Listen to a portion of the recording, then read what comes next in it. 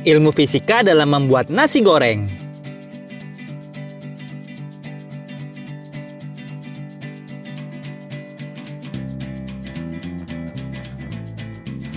Nasi goreng merupakan salah satu makanan yang populer dan disukai di beberapa negara di Asia, termasuk di Indonesia.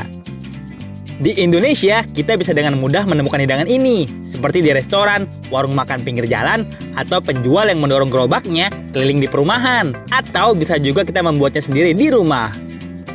Gerakan memasak nasi goreng yang dilakukan oleh koki atau penjual nasi goreng ternyata berpengaruh pada rasa nasi goreng loh. Bahkan, peneliti menemukan bahwa cara koki dalam memasak nasi goreng berhubungan dengan ilmu fisika. Wah, apa hubungannya ya antara ilmu fisika dengan rasa nasi goreng? Sebelum kita lanjut videonya, klik tombol subscribe dan klik tanda loncengnya ya. Memasak nasi goreng dengan ilmu fisika. Ketika membeli nasi goreng, pernahkah kamu melihat penjual nasi goreng mencampurkan bumbu pada nasi dengan melemparkan nasi yang ada di atas wajan? Nah, gerakan inilah yang dianggap oleh peneliti sebagai ilmu fisika yang digunakan dalam pembuatan nasi goreng.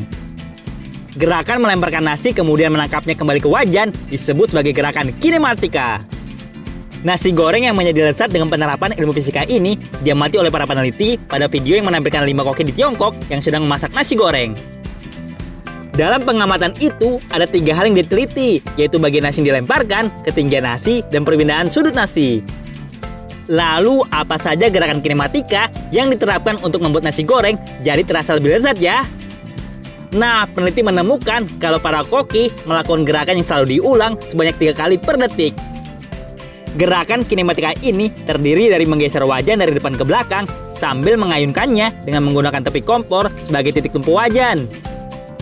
Gerakan wajan yang digoyangkan dan digeser juga harus tepat agar nasi tidak gosong. Fungsi gerakan kinematika dalam memasak nasi goreng. Ternyata dengan melakukan berbagai gerakan kinematika, maka bumbu dalam wajan menjadi tercampur lebih merata pada nasi yang digoreng.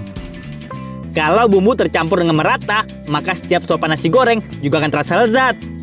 Selain itu, dengan melakukan gerakan seperti menggoyangkan wajan, maka nasi tidak akan gosong atau terbakar di satu sisi saja.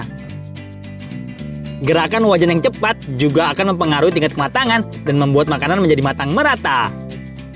Selain di nasi goreng, sebenarnya gerakan kinematika ini juga diperlukan untuk memasak masakan lainnya.